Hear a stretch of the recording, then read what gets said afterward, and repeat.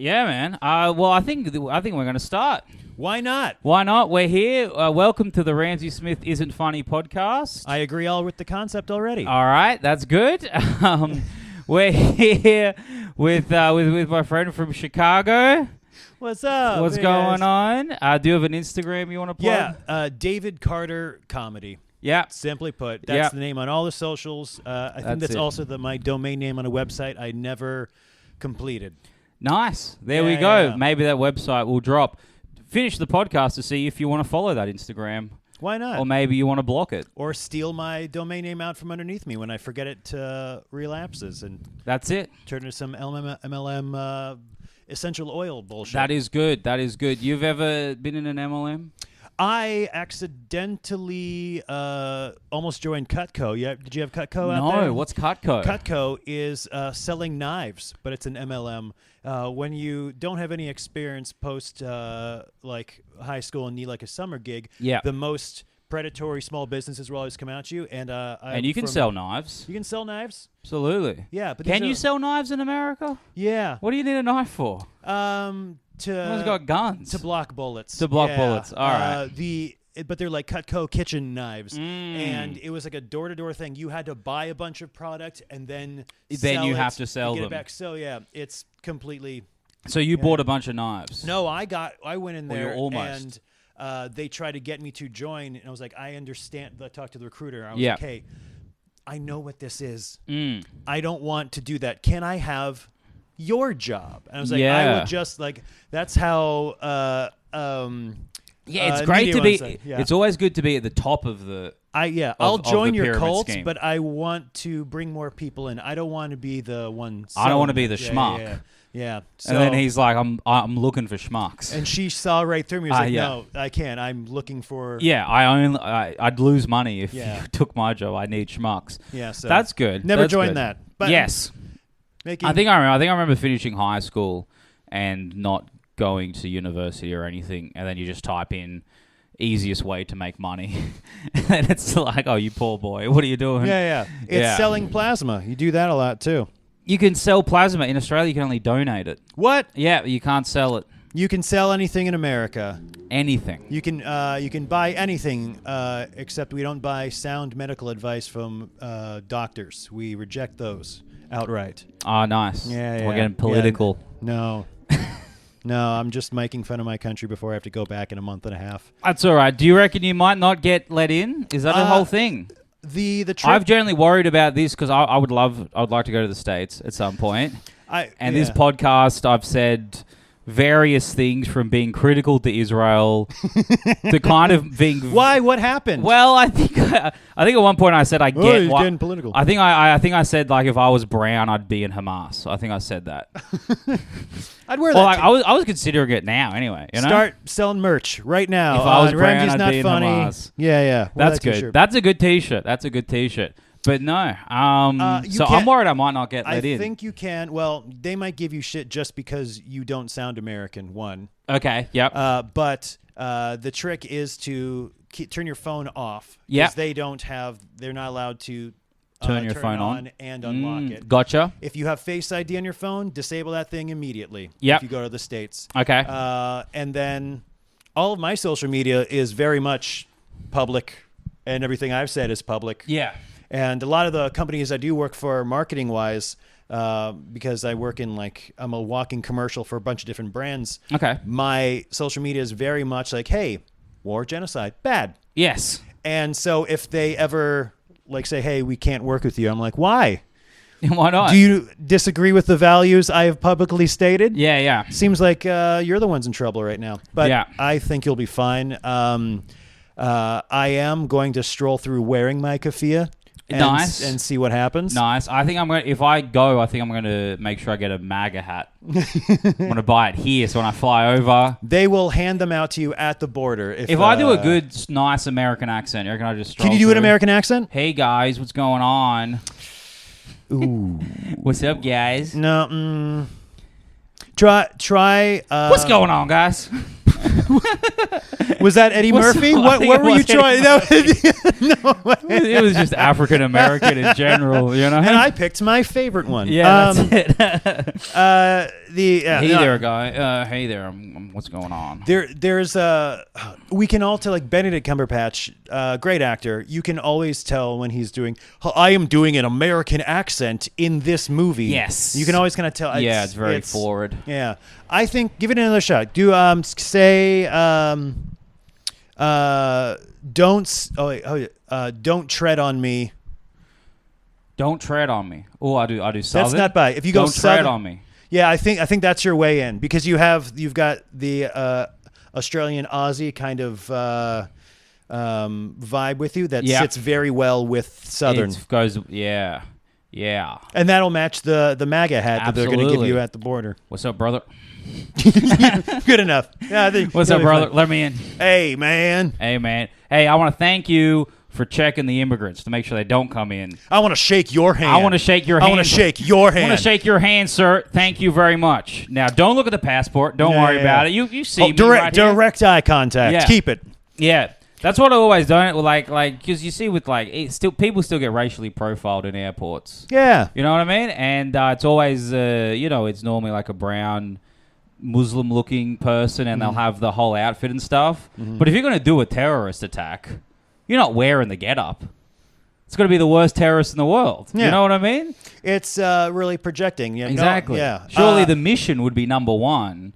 You're going to dress white as, you know what I mean? With like a Hawaiian t-shirt or some shit. If you were plotting and planning right now, just let me know so we won't be at the airport at the same day. No, absolutely. No. I wouldn't have the smarts to pull it off. I wouldn't have the self-confidence. Dude, I never thought we got it. I don't know if anyone's ever done this bit, but it was for a longest time, the American media always called the guy that like organized 9/11 a mastermind. He's a mastermind. Like, well, first of all, stop complimenting him. Mm-hmm. And also, it wasn't a mastermind. Like, oh, how do you hurt a building? I don't know. We fill the lobby with tennis balls. No. Stop suggesting that. We need something more destructive. Balloons. We need a mastermind to figure out how to do it. And he was like, oh, planes. Planes. Oh, that makes sense. They're already in the air. They're right there. He was looking up. Yeah. He could have just been in New York one day looking up and being like, oh, look, if that went there instead of there, wow, it'd be pretty easy. I'm a mastermind. Yes. No, bullshit. Also, I think the big thing in 9/11 was that no one, well, a couple of big things happened, but no one had ever hijacked a plane with like suicidal. Well, we've had like a. You've had hijackings, but I think it was named. All right, let them have the plane, and what are their demands, and then we'll figure it out later. We've had smaller like solo American guys like having a little like cigarette box biped plane and crash those into smaller local IRS. Oh, did they? Things. Yeah, of course. So it's existed. Yeah. And then we have Do you know who DB Cooper is?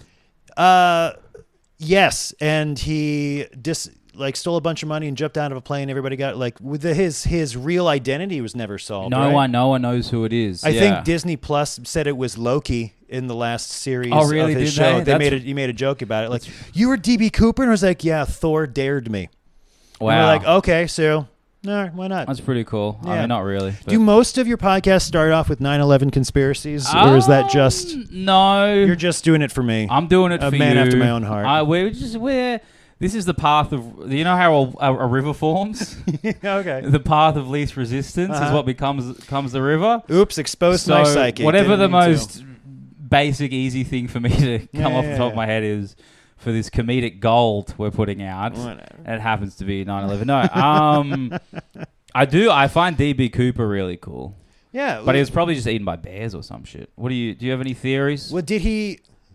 He hijacked a plane. He jumped out of it. So he hijacked a plane, landed, and then said, "I just want." He released most of the people on the plane, kept a pilot, I think one air stewardess. And then was like... Someone has to serve drinks. Yeah, of course, exactly. And then goes, I'm killing these two guys unless you give me $1 million in cash. They give him $1 million in cash. The plane takes off again. I think he just takes two. He takes one parachute, pops the parachute on, just goes over somewhere in the big forest, somewhere in America, and then no one found him. Good guy. I'm sure he's, That's got to be a great life. I mean, he's probably survived a week until he started eating the cash out of desperation. Yeah, that's got to suck, eating cash. Yeah. It's like, this is meant to be the thing that I don't starve. He probably burned a bunch of it for warmth, and that was painful first. And then he was like, now I have to eat the dead presidents. Yes. I don't know. Then a bear got him. And a bear probably got him. But that bear was rich. That bear made off with a lot of money. That's the real hero of the story. That is the real guy, yeah, the bear. Well, this is good. Hey, man. Okay. So after I was telling about, I had a show in Bournemouth. Bournemouth, yes. So and you were saying it had a weird vibe. I've been here 3 weeks. Yeah. Background. I've done 4 shows before this one. 2 at a great club called Backyard, and the one at a really great club. Really great club. Really good. I think I talked about this on an earlier podcast, but yeah. With more cameras than people. The one with more cameras, the podcast I will be going back to Mixed Nuts. They've invited me back. It was like, you want 5-10 minutes on a Thursday? Absolutely, come on back. I'm like, yeah, I'm looking for reps. Do you get to be on the panel? I don't know, probably. Yeah. I hope maybe. Who knows? I don't know. That'd be huge. What? Aim high. Yeah, exactly. Aim high. Exactly. So I did this show in Bournemouth and had him, lost him. Completely ate shit. Not my fault, though. Apparently they wanted me to be mean. But I did. You've seen some of my jokes. I've got this one where I talk about my Irish Catholic grandmother and my Jewish Ukrainian grandfather teaching me different ways to leave a party. And I'm pretty much just insulting how, Israel's genocidal land grab, blah, blah, blah. So very anti-Semitic. Yeah. Everyone. They can't do a genocidal land grab? Just because they're Jewish, you have a problem with them doing a genocidal land grab? That's specifically why. It's pretty crazy. I only support American genocides. Please clip that. Which you could argue Israeli is an American, we are proxy complicit. It sucks. But after my set, and they have an interval again after. Yeah. So I had the crowd and lost them, so I knew they're there and laughing. And then I finished to pretty much silence. Did you finish on that the Israeli goodbye bit? No, I had a dating bit later because I circled back around this longer thing about a friend. It's funny how that's how your brain works as a comic. Yeah. You're like, I lost him with the fucking criticide of genocide. Let's go back to something we can all on the apps? Who's on the apps? Guys, who's on the apps? Aren't these apps crazy? Yeah. These apps, forget about what I just said. Let's don't worry about it. Don't worry about it. That's something we can all agree on. Don't worry a different topic. That's it, guys. Hinge. Yeah. My friend ended up a friend of a friend went on a date with a guy who admitted on like date 1 that he was an amateur vampire, and I've got very interesting. And went on about that. They were like, no, we couldn't go pro. Gonna go pro. There's levels to vampirism. That's pretty cool. It is insane. Yeah, if I hadn't strained a tooth back in high school, I used to. Who knows, man? And I got it made. I was going to be a D1 vampire at one point. It's not a Letterman jacket. It's a cape. But he couldn't stay out. His line was, I can't stay out too late tonight because he's an amateur vampire. I'm like, no, that's the opposite of what vampires do. Yeah, that's why he's still amateur. Yeah. You can't. Bed. The date was at 7. The sun rises at 6. You have time. Like, so there's a whole fun bit. Yeah. Good for anybody. So still finish the silence. Yeah. And after I get off, I'm hanging out with all the other comics who are guys about 20 years on me on experience and time. And they all have this. And I was like, hey, man, I'm just going to admit, I ate shit. Yeah, of course. And they were like, hey, no. They intellectualized, like, you have material. We know what. It's fine. It's just not the crowd. I'm like, this is the nicest group of comics I've ever just met. And then we're kind to someone who bombed. Yeah. Never happen again. Yeah. But after I finish my set, 2 people queue up outside the little comic circle to want to talk to me. Uh-huh. And I'm like, oh, what nice. And then the first guy's a younger guy. This is from the crowd. From the crowd. Some guys from the crowd. 2 people from the crowd came up to me after my set. And the younger guy was like, hey, excited, said I was funny, and try to give me like a fun tag after a good show. It's kind of nice when people come up and be like, hey, you know what I think is funny? Maybe this. And you're like, thank you for the sense of community. I'm glad you enjoyed yourself. I'll try it next time. Hey, follow me on Insta. Shook his hand and he went off. The guy right behind him that queued up, older guy, bald man, leaned in and went, "You are a fucking anti-Semite and you hate it." God. And like the other comics right there is like, "You should be ashamed of yourself." And I'm like, "Oh, cool. Thanks, man. I'm glad you enjoyed the show." Yeah, that's great. Cool. Having up. And the other comics didn't. I'm sure your Jewish grandma's going to hate to find out about that. Yeah, the Jewish side of my family's really good. Oh, break their hearts. Yeah. I will bury my yarmulke and menorah in the backyard I don't have in Chicago. And the other comics were just kind of staring like, wow, that was weird. That was weird. I'm like, I don't know. I think it was 1 for 1. That was a pretty good record for after having a bomb.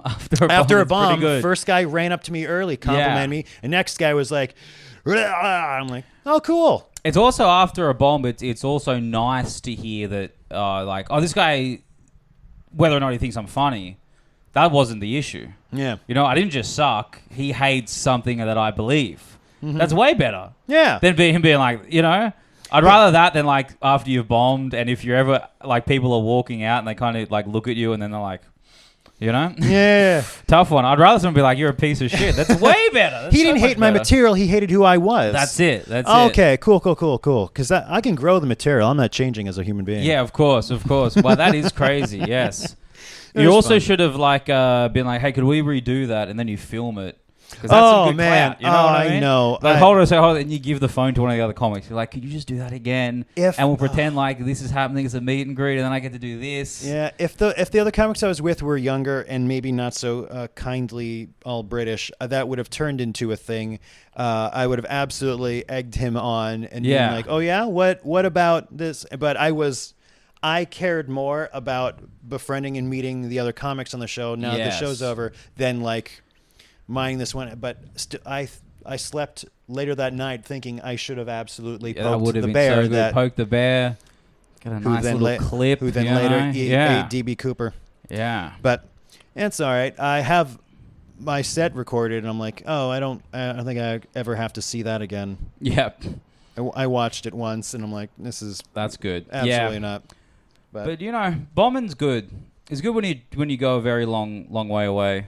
Yeah. To just be like, oh shit, these guys $800 plane ticket. I don't to just absolutely wreck it in front of. What was nice is I will never be there ever again. I will never see. Of course. I will never see those people ever again. Yeah. Except for maybe that one guy who liked me. Yes. But, yeah.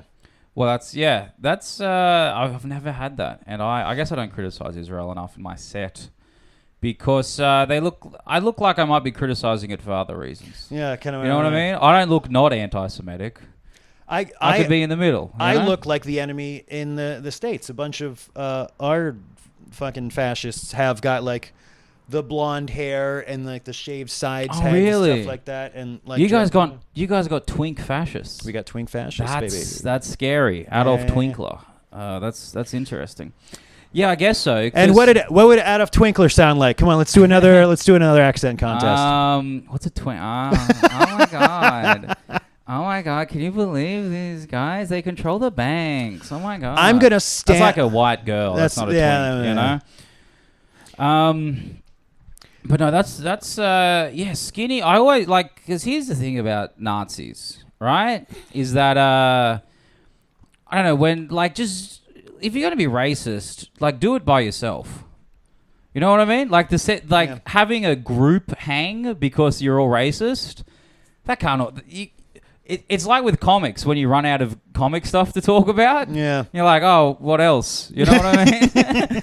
Surely is it after an hour of being racist, you go back to being like, so you guys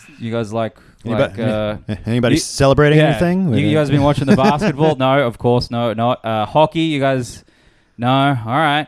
We have this horrible thing in the States where masked fascists have different little groups and they'll come out, but they will all rent a U-Haul truck and they will ride out together 16 guys in the back of a truck. Yeah. And then they'll roll up to a parade and then the driver will come out, lift the door, and they all come out in costume. And you're like, you just daydream of somebody hold the pin, throwing one grenade. Yeah. One. Well, these guys just want friends.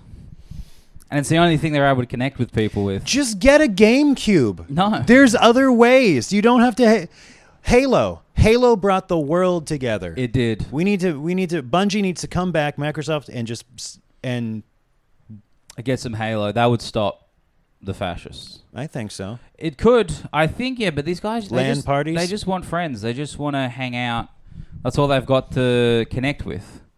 It's the loneliest, saddest because thing. they think if they ask someone to hang out for any other reason, it's like gay. You know what I mean? Yeah, any other... You can't be vulnerable because that's the worse. problem. It's literally as if they're just like, if they're hanging out at a bar or they're fucking outside and they meet someone and they're kind of getting along, they don't have it in them to be like, hey, we should see each other later. They're like, oh, that's gay. But if they're like, hey, these guys are taking over the country, it feels more masculine. I've never felt rage, and then the solution for that was to meet another rageful person and to meet another rageful person and then to like grow it. It's never felt like, it's not a healthy emotion to when I felt rage, I've gone to a protest to be against the actions. Yeah, of course.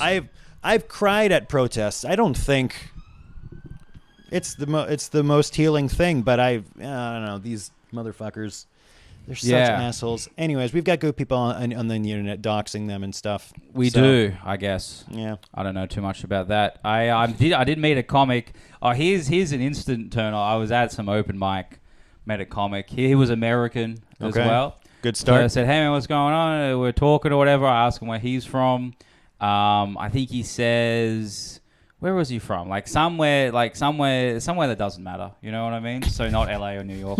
One of those places that don't matter. Chicago's cool. But you know, one of those, I think it was like North Carolina. He says North Carolina. Okay. I'm like, cool. And he goes, yeah, but I've been in LA for the past 10 years and now I'm back in North. And then he goes, yeah, I'm thinking of going to Austin.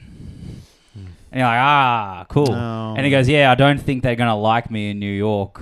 And I go, maybe, you know? Then he goes, yeah, you got to be transgender. And I'm like, how many transgender comics are actually making it? Like, that's your perception. Like, how... What an astonishing... Like, type in big New York comedians in the past 5 years. You know, John Mulaney, that famous transgender comedian, taking New York by storm. And I was what cool. A moron. Yeah, I know. But it was just funny to be like, because that's their perception. Yeah. And it's like... big New York comedians from the past 3 years, like how many are, you know, it's not like it's not like New York's constantly being like, the next big thing. Yeah. Like here's 20 trans, like how many trans comedians have you actually seen? A fair amount in Chicago. I've seen a fair amount already, but not like the numbers that these guys are think are happening. You know what I mean? Chicago takes care of our own, and we intentionally have shows and communities and fundraisers and things of that but the only way you would believe that transgenders are taking over New York City is if you heard it from another guy who looks like you on a podcast. It is New York is very hard to climb, but you know what? I hope he goes down to Austin. I hope he wastes all of his money trying to get his dumb little 1 minute clip on Kill Tony. Yeah. Enjoy that. Have fun with you're the most expensive open mic in the city. You get your little 60 seconds. Tony will call you gay, everyone will laugh, and then you'll feel like a star. Congratulations. Tony Hinchcliffe calling me gay would drive me mad. Yeah. Come on. It would. Yeah, that would. Come on. Have you ever watched Tony's special? No. Don't worry about it. No, I haven't watched. I've never watched Kill Tony. I've tried.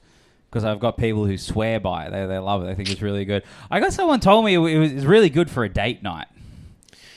And like maybe it is. I don't know. But like I've been to enough open mics. Yeah. I've seen these guys do 5 minutes. I don't need to see 1 minute that's somehow worse. Like I'm good, you know? And I understand making fun of open micers for a little bit. Mm-hmm. But also like you've only given them a minute. Yeah. Everyone can bomb in a minute. Yeah. You know, if you don't know who the fuck they are. Yeah. So, I just go watch an open mic. It's free. Yeah. And also, if you are not a comedian and you want to watch bad comedy, it's around. We will hey, check me out last Saturday in Bournemouth. You can see all of my bad comedy. And guess what? It'll be free. Mm-hmm. You don't have to spend, I think the O2 they did, it was like £60 or something for a Kill Tony ticket. Wild. And apparently, and it's also in like an arena and you're watching people bomb. Oh, yeah. You're watching people without stage presence in an arena. You know what I mean? Apparently one guy had terrible mic technique, so I was just hearing this from all the comics that tried to get on. One guy was barely, like, no one could hear him. It's like, why would you spend all that money? Yeah, exactly. Yeah. And it's like, and then it's slowly, the mic's, and it's like, gay people fucking, and then like, it goes, just get glimpses of what they're actually talking about. The mic stands still right in front of you, and you're talking about. Yeah. So it's like, but hey, you can go to like a shitty, you just find an open mic near you, go and... You'll be the part of the show as well. Yeah. You know? You'll get poorly crowd worked. It'll be uncomfortable. A better experience. Well, and they'll be grateful that you're there. Yeah, and you'll never go again. But you'll get such a intense experience. You'll be like, let that reset for like a year or so. I had a mic last Thursday that it's growing, but there was legitimately 3 people there. Yeah. And there were more comics in the crowd. Yeah, as it happens. Yeah. And... those are still fun too, but it turns into like a conversation. You're more or less just converse. I went up in front of 2 people last night. Nice. How was it? 2 very loud Canadians. Oh, cool. So it was fun. Just kind of chatted with them and then riffed. You know, I wasn't doing bits, of course not. But I kind of like worked all my bits into conversation, and then we went into these weird alleyways and stuff or whatever. I was like, that was fun. Yeah. You know, I like a 2-person crowd. I don't mind it. I remember one time at an open mic, I don't know, we had, what do we have one? This is in Australia. We had a group of Anglican pastors in training. Okay. And like the guy who was training them, and like a proper pastor or whatever it's called. Where are they at? And he had brought all these trainee pastors to watch comedy to learn stagecraft, you know? And he came up to me because I was running the mic at the time, and then it was like a terrible mic. So it was like 8, not like maybe 10 comedians went up or whatever. We just started talking to these guys. I asked them if they can fuck. They said, we can fuck. I said, that's cool. Right? That's awesome. That's great. And then afterwards he goes, yeah, I think that he said comedians are the modern day preachers. Cool. I mean, I'll take it. Oh, why not? Did have you had any experience like that, like a weird group? I have.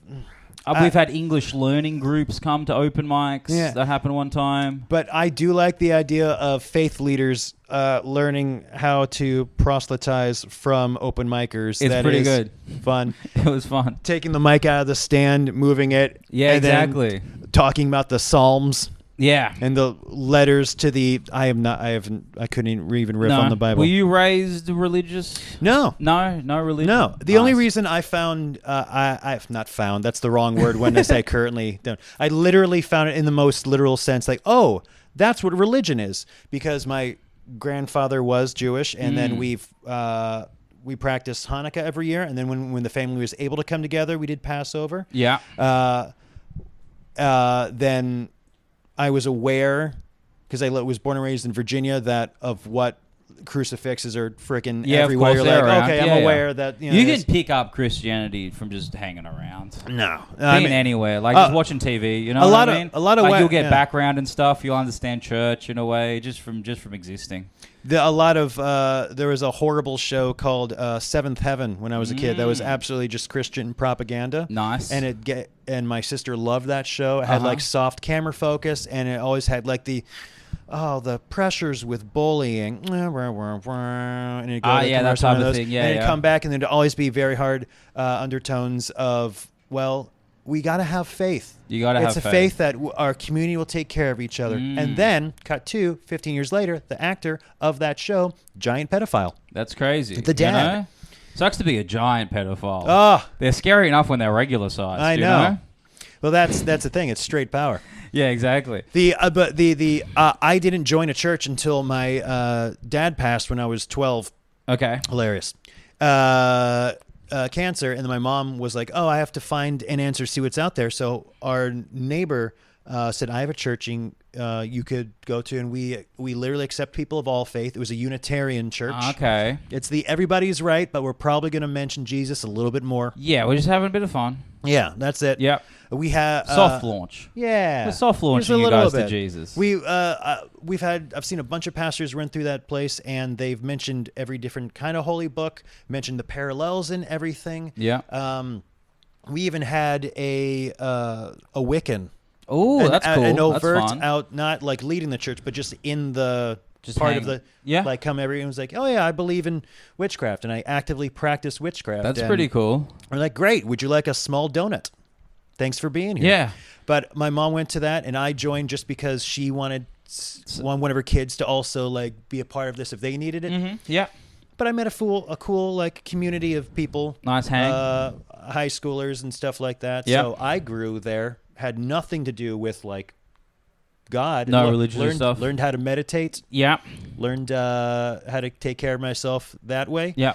But I think that's why people, because I think when religion is so intertwined with community, like that's when you really become like that's why everyone's so religious, because it's like you go to the church.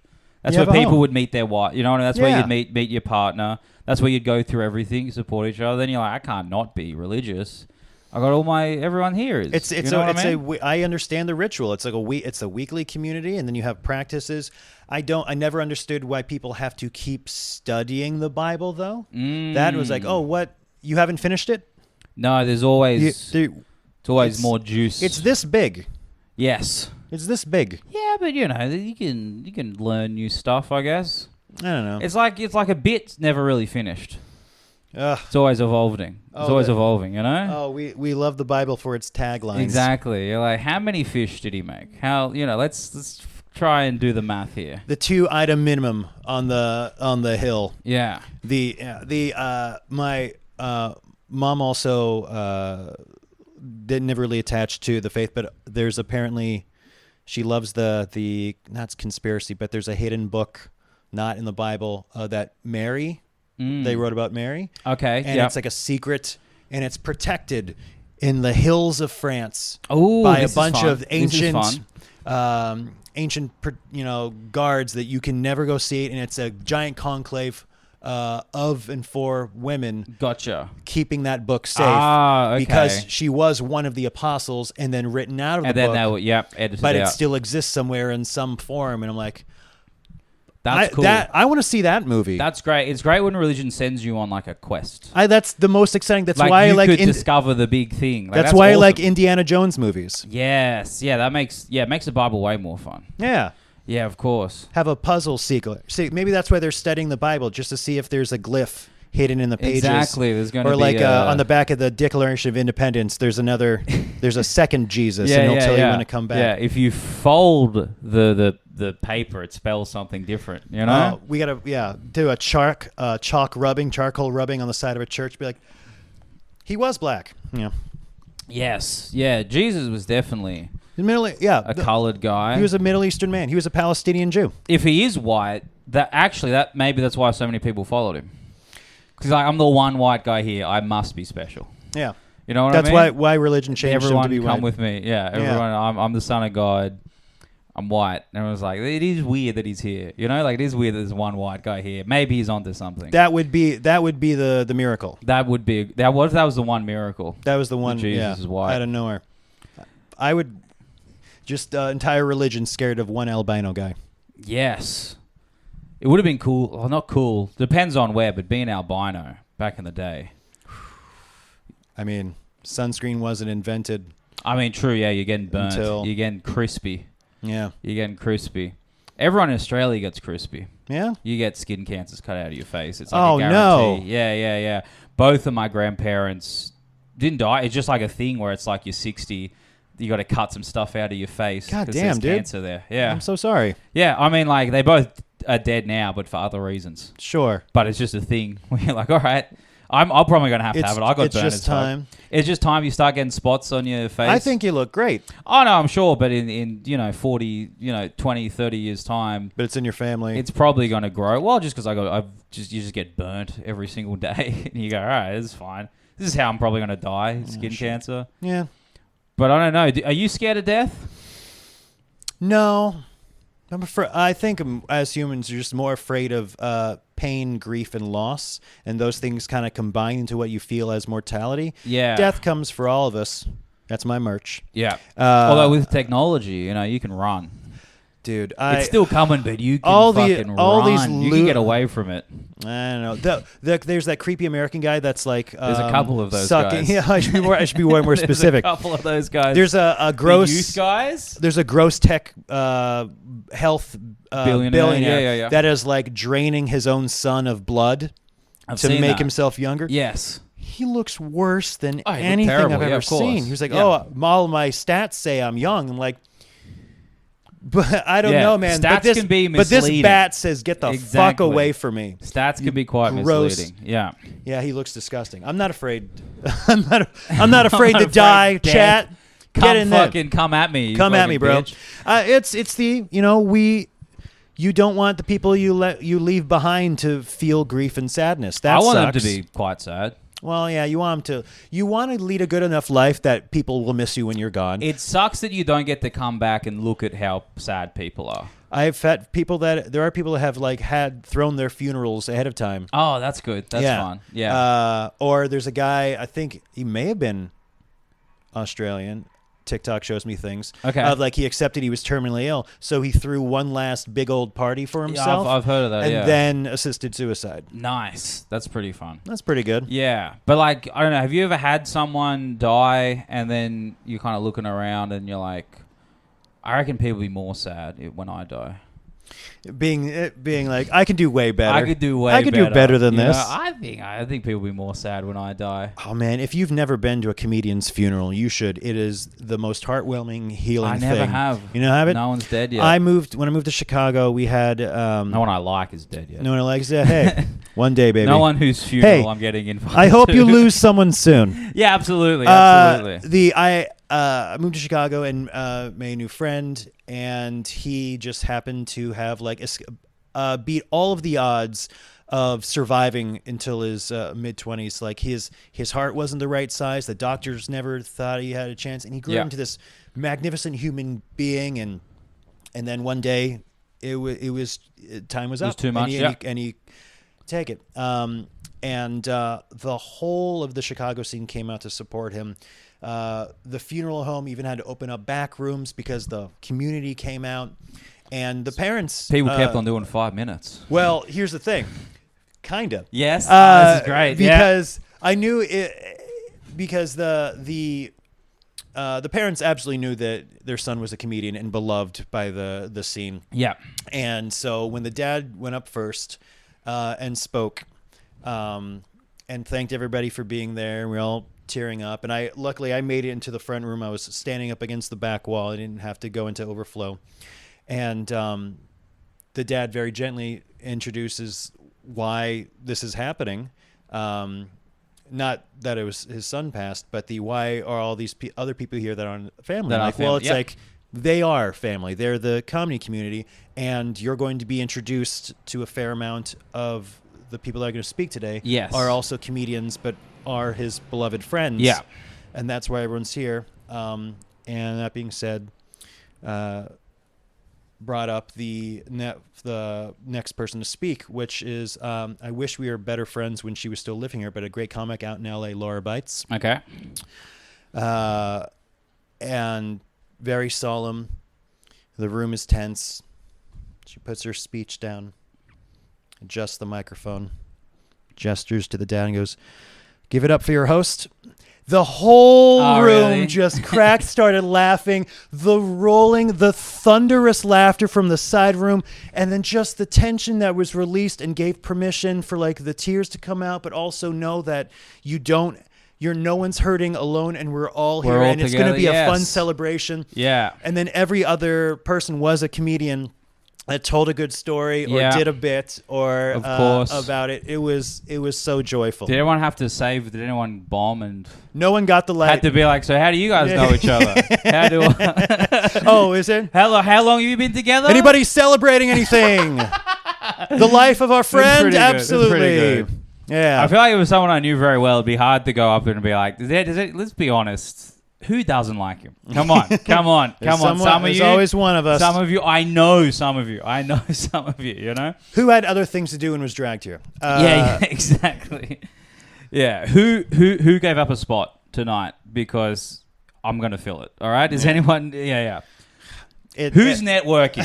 Who's networking? Get away from If I see one person hand me a business card, I will drag you into the street. That's it. If you get, no one's getting booked tonight. Okay, that's how it works. Just remember, no one's getting booked. This is not a networking event. Yeah. I'd love to make my I love to make my funeral themed. Oh. But there's something I'm like not into, and no one. Under the Sea. Yeah, you're gonna do in Atlantis. Maybe like a TV show I kind of remember. You know, like a 2.5 Men themed funeral. Oh, Jesus. And everyone's like, "Did he like the show?" And no one was like, "I don't think." No, I don't think he did. I don't know.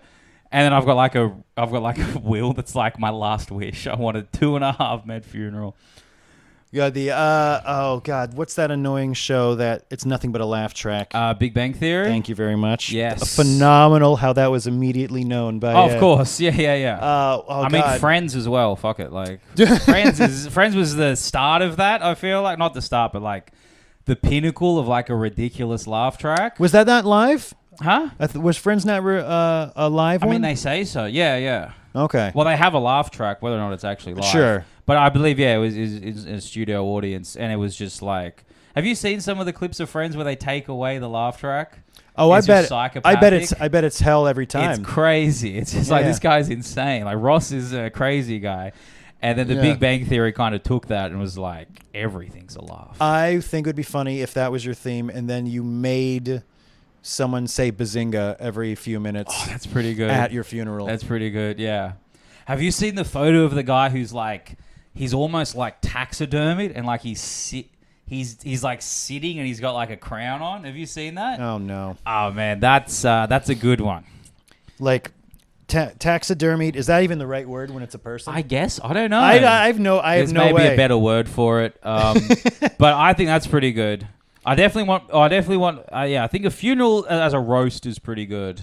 Oh yeah, absolutely. It's got to be That's a the only roast. time I will accept a roast Absolutely. of myself. Yeah. I have friends who have done multiple roasts for themselves. Oh yeah. While they're still alive, I'm like every time I'm like, I had a friend. I make fun of him all the time. Is a comic West named Tim Luley. He's a buddy of mine. He's had 2 roasts for himself, and every time the first one came around, I was like, oh man, I got asked to do his roast, and I was like, is he okay?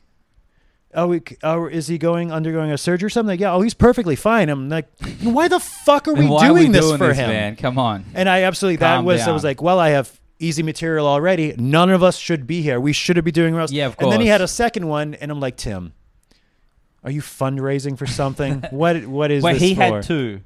My friend Tim had 2 different roasts. 2 roasts. Love him. That's Love pretty him. good. But it's just, organized roasts. Pretty much it is. Comedy Central push those absolutely out on us. Yeah. Are you good with roast battles? You've done them out here? I haven't done any here. I did a fair few in Australia, and like they're fun, but like I don't know. We did the thing where like it was like a league or whatever. Yeah. And you just kind of when there's someone it's fun, but it was with people who we've got some images of some taxidermy. Absolutely. People here. Taxidermied dead people. It's pretty good. Embalmed. That's a much nicer word. a much nicer word. It's nice. Yeah. Wow. Yep. Sitting up. Yeah. It'd be great to take a dead body to like a taxidermy place. I was gonna say leave him at a Madame Tussauds. I'm saying like you go to the taxidermy place and you're like, can you do my boy here? Like we do animals. It's like, but you do really big dogs. You know what I mean? Like, you can do this guy. You can do that, right? He's as big as a really big dog. Like, it's the same. It's discrimination. 2 for 1. We can put down our dog, too. You want to take care of him? Yeah, I'm getting a cat done. Can you do him with My son loved his parrot. and I needs to be taken into the next world and buried together like any an Egyptian ruler. Yeah, that's it. Wait. You also need to kill the parrot as well. It's still alive. Oh yeah, that does suck. Yeah. Yeah, because actually kill the son. He's fine. Yeah, son's fine. He's also just doesn't want to be without the parrot. They're both alive. The parrot's coming to the end. I have this coupon for 2-for-1 embalmment, and it's going to expire. So now you have to as well. You have to do it. You have to kill him. All right, it's fine. I'll slip you an extra 20. Well, by the way, I think Ramses is a cool as hell name. And when I met you, my immediately thought was like, I've only heard that as like an Egyptian name. Yes. Where'd it come from? Egypt. That's what I said. No. It's a common. I don't know. It's a common Scottish last name. Really? I think it's Scottish, like Gordon Ramsay. Oh, you're right. And then I know a couple people with the last name, but that's normally an AY. I'm with an EY. And then Ramses is an Egyptian name. I think my parents just... my dad worked with a guy who was Egyptian. And so I think somehow he just heard the name Ramses. You're named after a work buddy. No. His name isn't Ramsey. His name's Henny. He's a cool guy. He was my... When you're raised Catholic, you have like a godfather type thing. But he wasn't like my official godparent. It was like a specifically Catholic godparent where like he's like meant to be a spiritual. I was barely involved with the Catholic Church. But I think everyone would have to do like communion. Still running away from the accusations, I see. Absolutely. That's it. I had very little involvement. I was wondering what brought you to London in the first place. That's it. I just booked the hotels for the guy, okay? But got to get those Hilton honors points. That's it, man. That's it. But no, so like, yeah, I would just do... Godfather Henny. My godfather, he would always give me books that were like Christian coded, like you were talking about that TV show. Mm-hmm. He would always be like, ooh, it'd be like a one... It'd be like a... It'd be cool because it's about knights and shit. And that's how they get you know? Yeah, the Crusades. He's the Crusade. Well, of course, you got to take care of those guys believing in the wrong God. Come on. Yeah. And then it would be like, oh, but also it's about faith and a higher power. And then they go back to the cool knight shit. But no, so I think somehow we heard Ramses as just like maybe the pharaoh or whatever. And I think my mum and my dad were like, that's a cool name. That's a very chill way, an Aussie way to be like, I like the way that sounds. That's cool. Yeah, Ramsey. That's a cool name. Do you have a family middle name? No. No? No middle name. No middle name? I have no middle name. I got a double barrel last name officially. Oh. It's a Mabley -Smith. Oh. But I just go Smith because it's... Are those your parents' names? No, that's from a couple generations back on my dad's side. I think there was a Mabley in there. What was your first pet's name and the street you were born on? Oh, easy, buddy. Easy, buddy. That's a cool last name. It is, yeah. And then, no middle name because I think they thought Ramsey was a unique enough name. That's cool as shit. They just said, no, we don't have to worry about a middle name. And then it was going to be a Norman because that's my grandfather's name. And that's my dad's middle name. All right. And I think it's my great-grandfather's name as well. He died in the war quickly. Oh, you know, like while enlisting, slipped on. Absolutely, yeah. Slipped in the shower. Yeah. Oh man, he died in World War II in about 1937. Well, then my shower joke is dark now. I meant a regular shower, I'm regular citizen shower. Just a nice shower, exactly. God damn it, Ramsey. No. He it's like my grandfather never knew his dad. Oh, it was like a. Pregnant, and then you shipped off to World War II. Yeah. And then those Germans, and I've never forgiven the Germans. We never I don't think we should. No. We're still letting them speak German. You notice that? We're letting them talk amongst themselves. There's no need for that. That's what happened the last time. Why? No, we get open communication, guys. How about that? No, the bars in Germany shouldn't have things to stand on. It should just be a flat surface because when one guy stands on the bar, inside of a bar, in a German accent, that's what goes wrong. That's it. That's it. We let him have Oktoberfest? Of course. Horrible. That's it. And they always talk about how... you always hear about Hitler. Oh, he's such a charismatic... You know what I mean? Speaker. Dude, you see him, he's just yelling. Sounds like you guys were already halfway there. They gotta stop. It's like calling the guy to 9/11 a mastermind. Stop calling him a charismatic leader, even though that's literally like the term. I minored in leadership in college. Oh, okay. Which is all Hitler. Yeah, which is It was like another one, and just put that Mein Kampf with the rest. Yeah, of them. yeah. My college is making me buy these.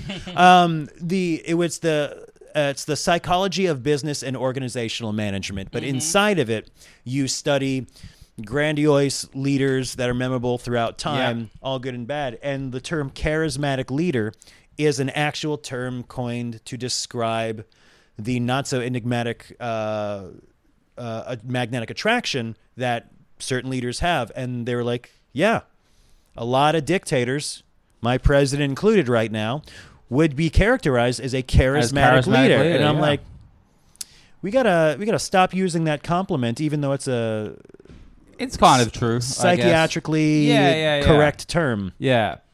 Have you seen Bill Maher talk about meeting with Trump? Man, Bill Maher sucks so much. It's crazy. I'm not afraid of death because sometimes they take the right people. Bill Maher, please.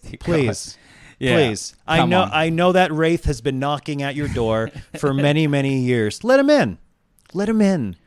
Let him in and let us go. You understand? I think neither God nor the devil wants to spend time with Bill Maher. That's what's happening. There's this great cartoon that every time someone dies of the Grim Reaper at a claw machine, and it just picks him up and it pulls up something. It's like, is there no Bill Maher in here? Why do I keep getting... What's going on?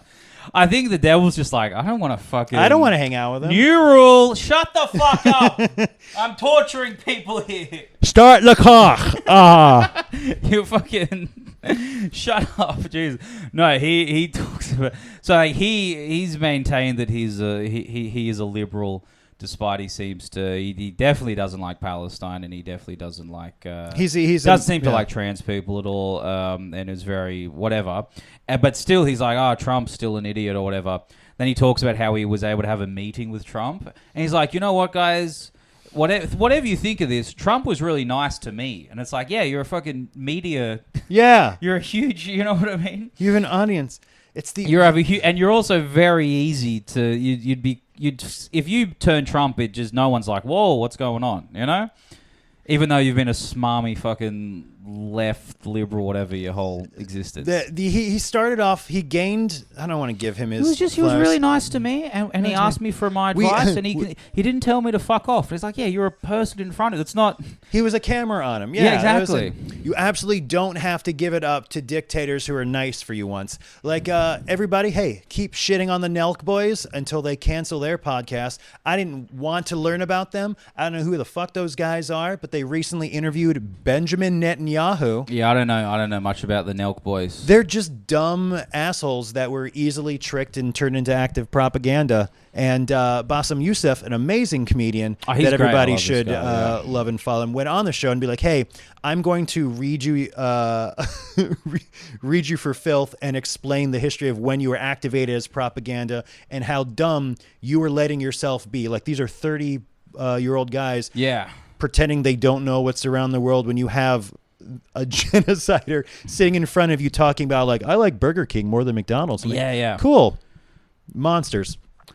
Hey, never have a dictator on your show. Well, you promise? We are in touch with Netanyahu. No. Yeah. Oh, no. But I'd be critical.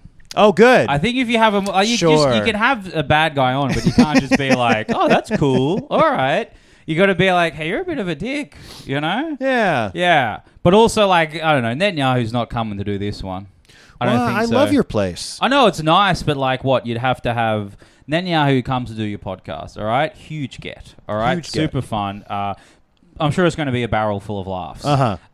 So, like, what? We're here on this. Me, you're Netanyahu in this one. Oh, great. I love role. Get into character. Yes, and. Here we go. You've probably got, 3...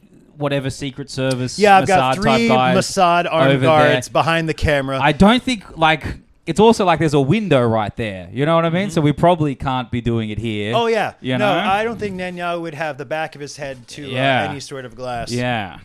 Yeah. No, I think I can say it now that we're about 53 minutes in, but assassinating him live... Oh, that'd be great for the pod. That would be awesome. I support that. For the pod. That would be great. Still get some good clips out of it, beforehand. Including that one you put in the rifle. Yeah, that's it. Hey, there we go. We'll be right back after these messages. Yeah, but I think, we need more podcasts. It should be dangerous to go on a podcast. You know what I mean? If you're like a political guy, it should be like you know what I mean? You might get shot. You know what I mean? Because comedy, I believe comedy its roots are punk rock. Yeah. And we've gotten very not punk rock. We've not. We've gotten commercial. We've gotten it very, we want to talk about ideas. You know what I mean? Do you want a water, a tea, some Kevlar? Anyways, the talk is going to be like 2 hours long. Yeah. Never mind that red laser on your head. We have a recording for a Squarespace in the middle, but we can record that later. That's exactly. But comedy should be like, every politician should be like, I don't know if I want to go on this podcast. Something, you know what I mean? You know, we're going to bring out, I don't know, some, you know. You just assassinate someone, you know? You know what? I don't know what I'm doing. I'm going to guess you don't like Joe Rogan. I interviewed him a decade ago. Really? I interviewed him a decade ago for this great magazine in D.C. that no longer exists called Brightest Young Things. Mm-hmm. Rest in peace, BYT. One quick second. When I said I was going to assassinate Paul, that was satire. Satire. All of this is satire. All of this is satire. Netanyahu, come on the pod. Stop responding. Yeah. I've been DMing you on Instagram. Yeah. Right? All my emails are bouncing back. What's going on? You know? I interviewed Rogan a decade ago, and this was like he was done with Fear Factor, had wrapped up, and he had just done enough seasons of his. Like he did the show where he followed around conspiracy theorists, yes, and people that wanted to fuck Bigfoot and stuff like that. Yeah. Like, and I asked him, like, do you want to keep doing this? Yeah, sincerely. And he was, albeit this was pretty in the morning, excuse me, and he was so exasperated with the subjects of what he had to work through. He was like, man, and he said, I don't want to keep hanging around with all these dumb conspiracy people. It's just they're idiots, and it's draining, and it's not good for me. It's not creative. It doesn't serve me, and it's not good. And it's just sad. They're all sad. They're all just sad, and they need something more. Yeah. Cut to now. He's doing it still. Yeah. But now he's just a billionaire. Yeah, of course. So I think that's what was missing from his previous career choices was a fuck ton of money. $1 billion will make you do stuff you don't want to do. Yeah. But also you can get out. Like, you know? Yeah. He could just be like, all right, we're gonna run this shit out. Yeah. Jamie, you take over. I'm gonna be behind. I'm gonna be typing shit up. Jamie, now's your chance. But I mean, I don't know. What if he's like playing it undercover? 2 months from now, he has Netanyahu on, and then 45 minutes in, Joe Rogan, you should assassinate Benjamin Netanyahu with like jiu-jitsu as well. You know? Which also means he retains his jiu-jitsu core audience. Take him out with Krav Maga. That would be pretty ironic. That would be very ironic. But watching Joe Rogan choke out Netanyahu to death, right? Mm-hmm. I don't know. Then he would be the Joe Rogan of the left that everyone's asking for. That would be like the only thing he can do to prove it, you know? You know what? Yeah, that's the only way Joe Rogan can win me back. Is you have to. And Joe, I know you're watching. I know you're watching. We know you're watching. You're the only one live right now in the chat. Man. We see it. Your heart reacting every time we say your name. That's it. Choke out Netanyahu. Yeah. This is a satire podcast. This is a satire. We're not calling for the death of anyone. No matter how many people they are responsible for the deaths, or death's never the answer. No, even if they're continuously killing people. I think violence is never the answer, no matter how violent the other side is. I think Netanyahu should be kept alive in a prison, and every day someone gets to walk by and throw a rock at him. I think he should just be made the podcast. It's like cigarettes. The prison we're in. Yeah, like non-stop. Like he's in a prison, but it's also like, all right, now you're on a 24-hour Nelk Boys podcast. Yeah. Because he didn't like doing that podcast. No. He's not like, I can't wait to be with. He's like, these fucking idiots. All right, idiots. Yeah. All right, we've cleared it. They're only softballing. All right, well, that's cleared. All right, cool. I'm not gonna have to answer anything important. All right. We know. All right, cool. Yeah. But him just being like, it's that thing where it's like, oh, you want to smoke cigarettes? Smoke 2 packs, all right? You know what? Yeah. Force a minute. Non-stop Nelk Boys podcast. You were punted. That would be the hell. Yeah. Yeah. Man, I'm glad London is very kind and very considerate and safe as of right now, and I'm happy to be here. America's not going in the right way. No. But We got a lot of fun comedy, so if you ever want to come visit, you got a couch you can crash on, Absolutely, man. Yeah. But I thought comedy was back. Comedy is back. I thought Tony Hinchcliffe told me comedy's back. Comedy is back. I thought we could say whatever we want now. That means comedy's good. Anything you want. Yeah. Absolutely. Yeah. Comedy is funny again. Remember that time when the concept of comedy wasn't funny? Remember those few decades? I remember. All of comedy just wasn't funny. I remember you couldn't say anything. Oh, yeah, and it was just us holding microphones in front of brick walls. You couldn't say anything. You were not allowed to say, like, I know. They brought you on stage. There were actually there were no specials released. There was no comedy released. Nothing. For about a decade there. Yeah, it's the Mandela effect. George Carlin never existed. Yeah. George Carlin. I was supposed to see him in college, but I had went to a rehearsal for this dumb little one act I was in. that I was then ultimately removed from because I got too sick. Oh, what nice. Yeah, college sickness. Everybody gets mono, and I'm like, I'm out. And I was like, oh, I'll catch George the next time. Yeah. Nope. Dead. Everyone's dead. I got to see Mitch Hedberg before he died. Oh, really? Yeah. That's nice. My very first comedy show I ever saw was Mitch Hedberg, Louis Black, and Dave Attell. Oh, that's great. Amazing. It would suck to watch comedy afterwards because it's just so much worse. Yeah. You watch the best and you're like, all right, fuck. Yeah, all the way down. This guy doing jokes now. All right. His Mitch Hedberg's very next professional actual signed comedy contract was working with my home comedy club, the Virginia Beach Funny Bone. Ooh, okay. And that's a little fun memorabilia, piece of history that my club will never not tell anyone. Okay. We were next. And I'm like, we were next. Love you guys. Nice, man. Nice. Yeah. Do you have a favorite club back home? No. No. There's not many comedy clubs. Okay. There's not many like just comedy happens here type places. It's not as culturally important in Australia. Do they know comedy is back? There's some people have finding out. You go to some open mics and see. Yeah. Some people think comedy is back. Okay. There was an ad for a new I'm shaking the camera. There was an ad for a new comedy room that someone opened up in Sydney, and the guy was advertising it, and it's on Instagram or whatever, and he goes, "Oh guys, we're here for whatever comedy. One of us is going to say the N-word," and that was the ad. That was the public ad for it. And I think that room stopped running recently. I bet.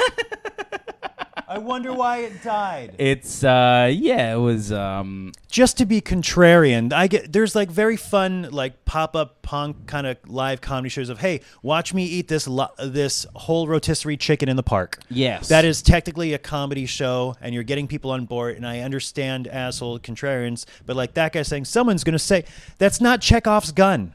You can't say someone's going to say the N-word by the end of the show. Someone's going to fight you. Yeah. That's a mean, shitty thing to say. Yeah. Well, maybe not in Australia. No. You'll probably get away with it.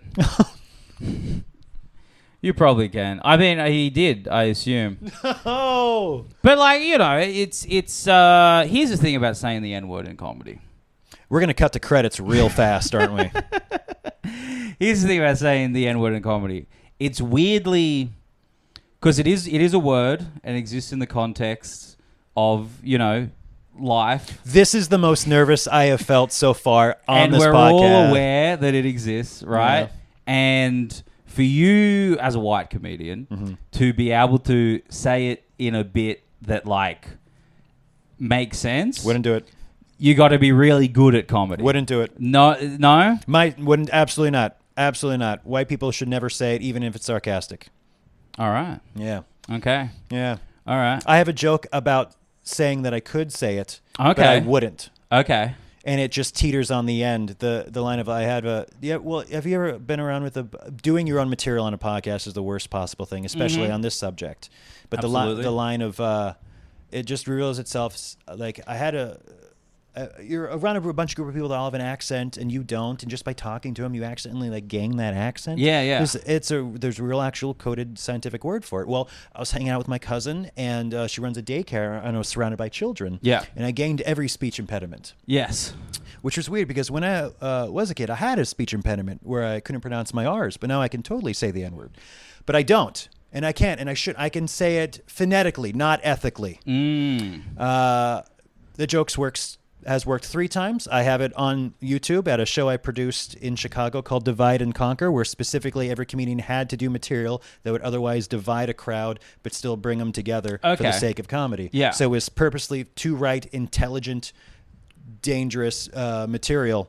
It was run by me, my friend Tucker Millette, a great comedian out of Chicago, and Azza Usman, this gigantic Muslim man who also writes for Chappelle sometimes. Cool. And it was a good baby project, but it didn't last. Yeah. Yeah. I was kind of waiting for you to say the N-word. I'm not going to. No, that's all right. I was in my rider. I said a bowl of blue M&Ms, which are not here. Yeah, I know. And I will not say the N-word. I know. Every time somebody invites me on a podcast, that's the only thing they want from me. Every time. It is. No matter the subject. It's like, today's the day David will do it. No.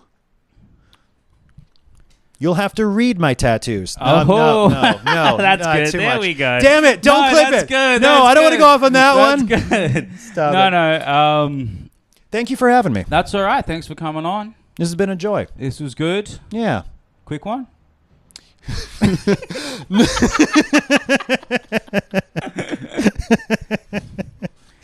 You go Here's to hell. the thing. Here's the thing about say it immediately is there's a tension, Yeah. right? I told you that was the most nervous I've Of been. course. Like, oh wait. Which is where like comedy exists within tension. Oh my god. There's some very good. I would say the best comedians, not all the best comedians, but there's a couple of very good comedians who've said it within a certain context. Yeah. You know. Yeah. There. I'm not saying you have to say it. No. I'm saying if you want this podcast to be released, you have to. Oh, okay. This will never see the light of No, day. no, then. that's Okay. all cool. That's all cool.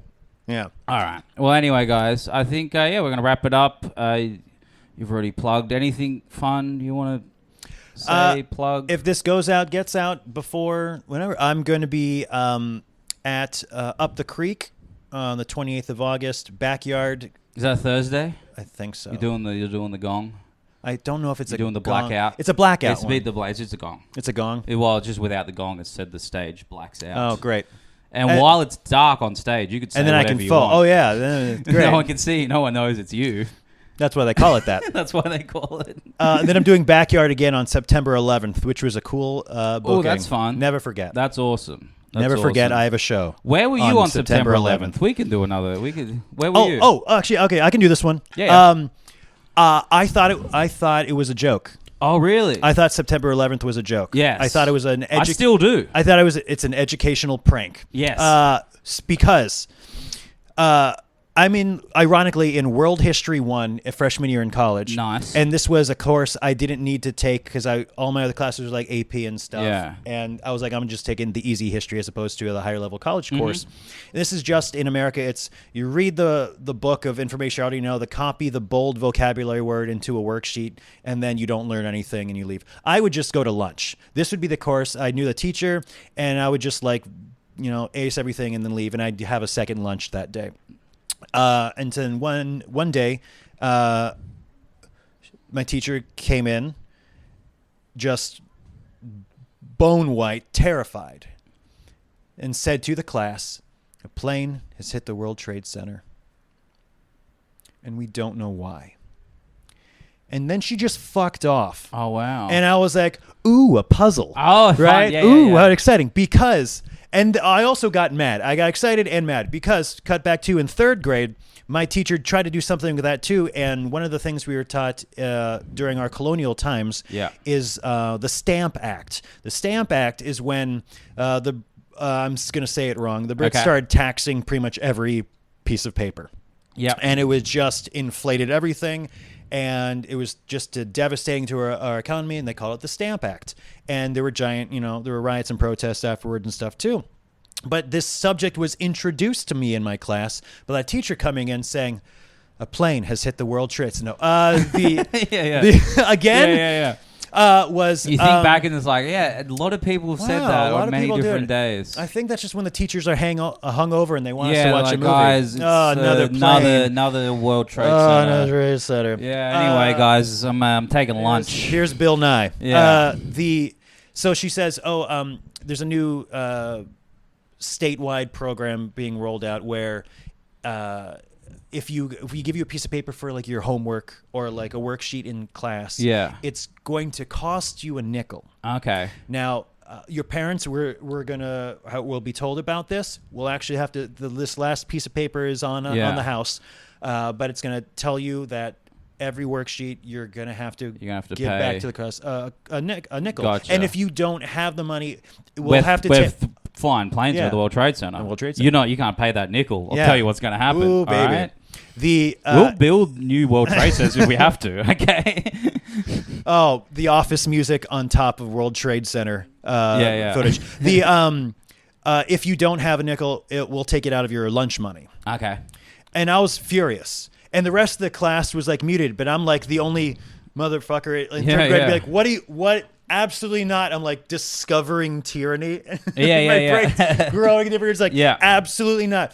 And I'm getting vocal. I'm getting angry. I'm standing up at my desk, and my teacher realizes she's lit a fuse of something she didn't realize was there. And I was like, absolutely not. This is my money. I'm eating. You are not taking away my lunch. Absolutely not. And the teacher went, and David, and that is what the colonists felt about the Stamp Act. And to quiet down, and I was like, you absolutely not. So, cut to I'm in world history. Yes. My teacher walks in, says, here's this big thing in world history that's happening now. And you're like, I'll learn about that parallel later. I'm going to my second lunch. Oh, really? You just went to I lunch? fucked off and I left. I thought you were going to say, I'm not giving you a nickel. I don't care. I'm not giving you a nickel. Not a nickel. And I'm walking down the hallway and then the whole hallway, all the rooms felt weird and tense. And then I just was like, maybe there's something to it. And then I leaned into one room. It was like a teacher's only room with a TV in the corner, and no one else was there. And I was like, I don't know, what's happening? And as soon as I leaned into the room, second plane hit the tower. And I was like, oh, this wasn't a lesson. Yeah. Well, I'm still going to lunch. Well, I think it was a lesson, and you guys should learn from it.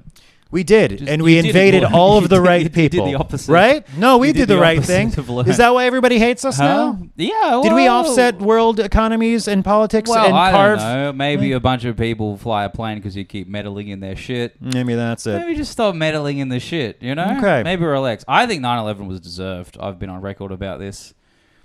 If you go just the amount of guys that I'm going to say you guys, I'm blaming you, that you guys killed in Iraq, that's like a 9/11 every day for 11 months. Yeah. Yeah. So I'm not going to cry about 9/11. I probably was crying. I was like 6 months old. Yeah, how old are you? I'm 24. Oh, hell yeah. Good for you. A little baby. I don't remember it. Yeah. I just... you're the one that you can forget. I can forget. I'm the one that's not. I'm never supposed to. I go to too many open mics. I'm never going to forget. I know. I'm all right, this is a good premise. Yeah. All right. What's your take? Oh, man. Do you believe the official story? Yeah. Okay. I don't think. I think Trump's latest assassination was fake, though. Ooh, that's fun. Yeah. His ear just kind of did that. It was faked. Yeah. They killed two people, and then they're burying the documentation. Judge Eileen Cannon, a Florida person, and eventually Trump suck up, is like locking all the documentation away, and no one can access it. And no one saw the body of the kid that eventually was a shooter. And people actually suffered and died from those shots. Yeah. And they moved cameramen into frame. I saw a little clip of that of them moving like around. And his ear's fine. Yeah. And the thing is, it didn't move the needle at all in the politics. That didn't help him. He didn't gain more empathy anywhere, but it was just a news story to then dominate the news. Yeah, of course. So that's what changed. It was a cool pick. With that, come on, that's a great pick. Yeah, we've all spilled ketchup on our shirt and then made a big deal out of it. Yeah. So that's a conspiracy that I'm part of. All right, believe that. Stay tuned for the next assassination on the Ramsey Isn't Funny podcast. That's right, guys. Goodbye. Bye, friends. Goodbye. Yeah. Oh, wait. One more thing. I almost forgot. There's this guy, Sema. I don't think you've met him. No, there's a guy, Sema. Okay. He's a little Iraqi fellow. British Iraqi. He's a good friend of mine. Oh, great. He did this podcast one time, and now he refuses to come back on. Something about the N-word. I don't know. But I just want you to look at the camera and say, Sema, come back on the podcast. Sema, this is a safe space, and this throne is for you. Come back on the podcast. Nice. Now do one for Netanyahu. Netanyahu. I think you're... No, I'm not even going to... All right. Good night. Good night, everyone. Bye, guys. See ya.